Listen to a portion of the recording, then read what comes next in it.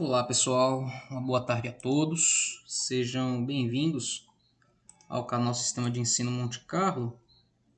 Esse canal feito para você, estudante, para te auxiliar nos seus estudos, na sua jornada acadêmica.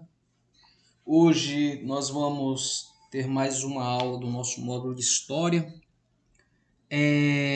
onde ainda estamos tratando, o período em que o Brasil ele foi um império, mais especificamente o Segundo Reinado.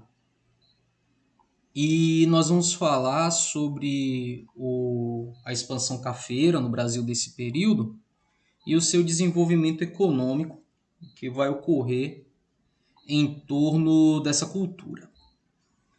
Então, turma, podemos dizer que o café ela vai ser a joia do Segundo Reinado, né?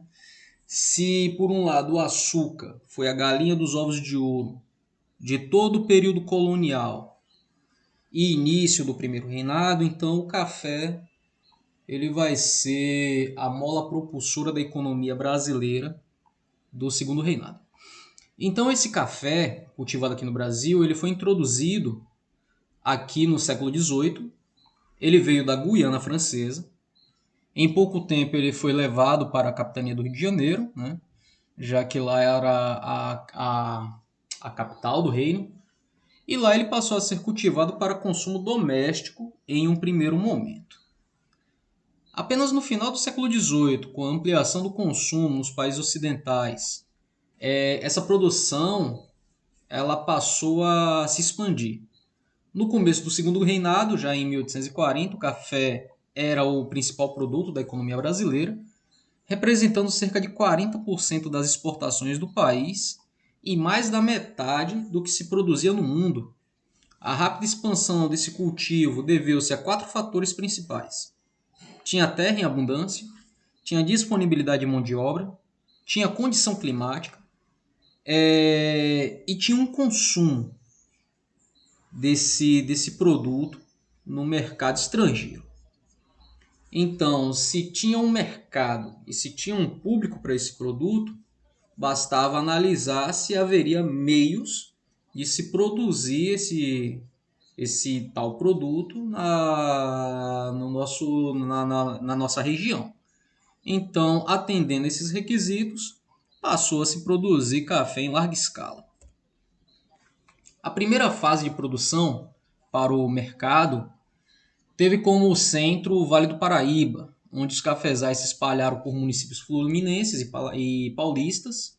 Essa região reunia condições naturais excelentes, né, para o cultivo, onde lá tinha terra virgem e fértil, chuvas regulares, relevo acidentado, esse relevo que protegia a plantação dos ventos fortes vindos do litoral.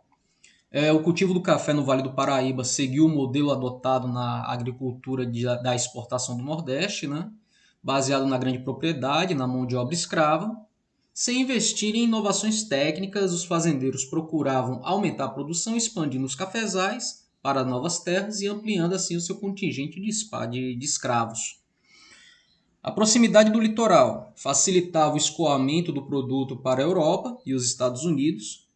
Isso antes da construção das primeiras ferrovias. O café ele era transportado por tropas de burros e mulas, ou então em carros de bois até portos intermediários. Esses portos, alguns deles eram fluviais, e deles partiam para os portos exportadores, principalmente os portos do Rio de Janeiro e o de Paraty. Essas tropas percorriam os caminhos entre as áreas produtoras e os portos, né, várias vezes por ano, transportando café na ida e trazendo produtos diversos no seu retorno, tais como ferramentas e mantimentos. Então, era uma logística de fluxo e refluxo para poder baratear por assim dizer, o frete. Por volta de 1860, a cultura cafeira no Vale do Paraíba ela já dava sinais de decadência. Fatores como o desmatamento e as práticas de queimada, isso aí fizeram o sistema extensivo de produção e a ausência de técnicas para evitar a erosão, né? e isso causou enfraquecimento das plantas e a queda na sua produção. Algumas vozes do período já alertavam sobre a relação entre o sistema predatório adotado na lavoura da região, já também denunciava a destruição das florestas e o rápido esgotamento do solo. A exemplo disso, em um congresso de cafeicultores realizados no ano de 1878 para discutir a crise, né, da agricultura, enquanto a maior parte dos produtores culpou a falta de capital e a falta de mão de obra, o fazendeiro Manuel Ribeiro Duval, ele era do município fluminense do Vale do Paraíba do Sul, ele dá um seguinte depoimento. Esses depoimentos de época, eles são fantásticos, porque eles nos dão uma ideia de como era o comportamento e como pensava-se, né? Como as pessoas pensavam os seus problemas. Então, nas palavras dele, ele diz o seguinte: é um erro grave e imenso supor-se que a deficiência da nossa produção é proveniente unicamente da falta de braços e capitais. Só quem não pensa e estuda, só quem não acompanha e examina atentamente de perto o nosso sistema de exploração, o terreno sem a arte e ciência, a marcha que a lavoura tem seguido, e as revoluções meteorológicas, ó, trava-língua aí, e mudanças climatéricas, porque tem passado o Brasil nesses últimos quarto de século e que pode avançar em absoluto numa semelhante proposição. Então, já nessa época já se falava sobre uma mudança climática e já nessa época se falava de um uso predatório dos meios naturais. Então, segundo Manuel Ribeiro, era um erro grave culpar a baixa produção só a falta de capital e só a falta de mão de obra.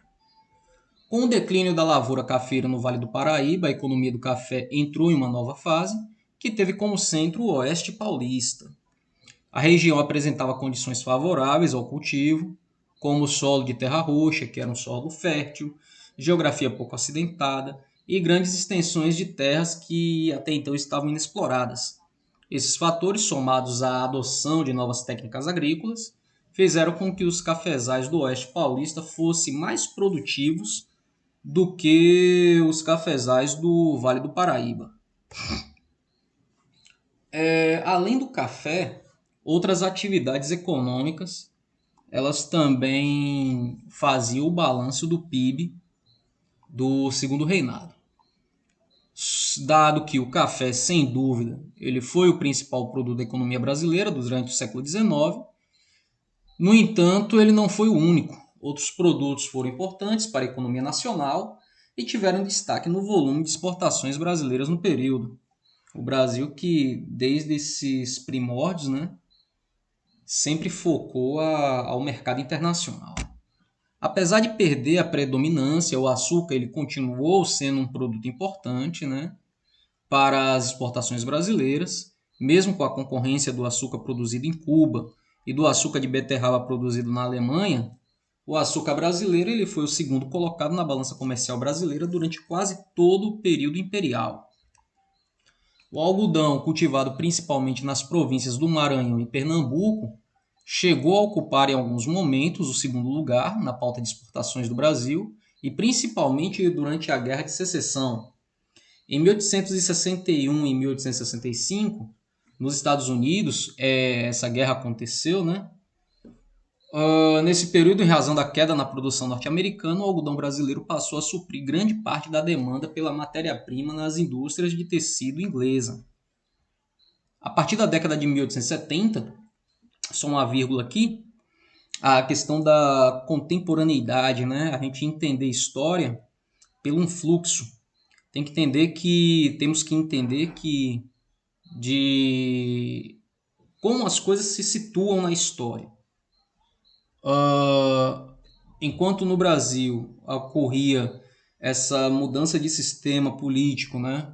E essa produção, esses modos de produção, né, em transição, lá na Europa estava se desenvolvendo as indústrias ou já estavam bem desenvolvidas e o Brasil era o seu, nesse momento, era o seu principal fornecedor de matéria-prima. Então ocorre-se uma guerra nos Estados Unidos, o Brasil aproveita esse nicho, né? Supre uma demanda e aí passa a representar um grande fornecedor de matéria-prima para a Europa.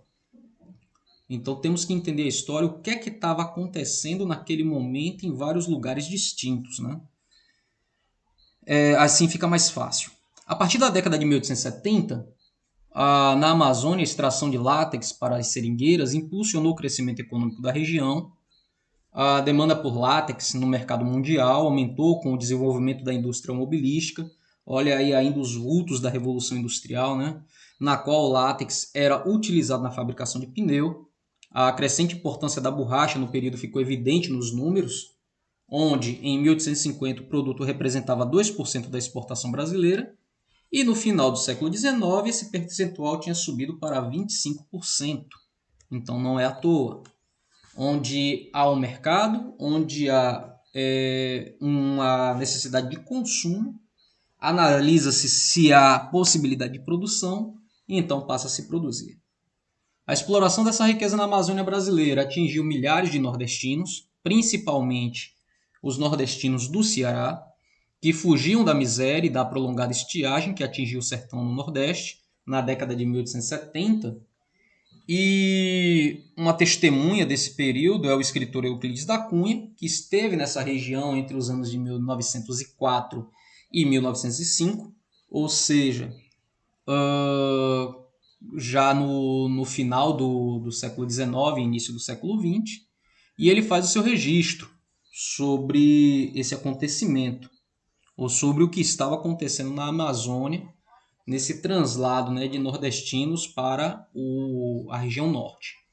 Onde ele diz, é uma imagem monstruosa e expressiva da sociedade torturada que moreja naquelas paragens. O cearense aventuroso ali chega numa desapoderada ansiedade de fortuna e depois de uma breve aprendizagem, em que passa de brabo a manso, consoante a gíria dos seringais, o que significa o passar das miragens que o estonteavam para a apatia de um vencido ante a realidade inexorável. Ergue a cabana de Pachiúna, a auréola mal destacada de um igarapé pinturesco, ou mais para o centro numa clareira que a mata ameaçadora constringe.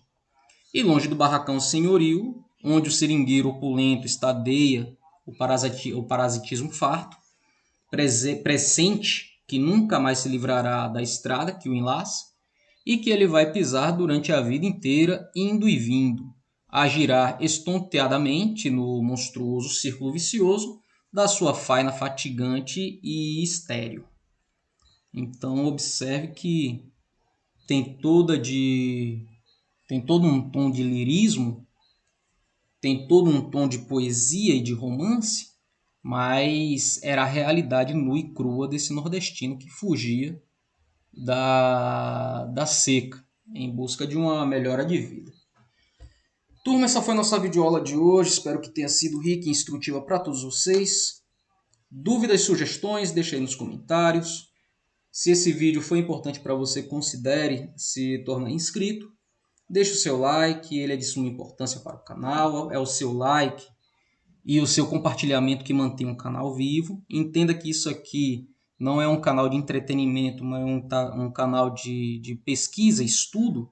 E o meu trabalho aqui é um trabalho de utilidade pública. Então, se eu me disponho a fazer esse trabalho e não lhe custa nada, seu like, seu compartilhamento e a sua inscrição para que o canal ele continue existindo e ajudando outros estudantes iguais a você. Fiquem todos bem e até uma próxima.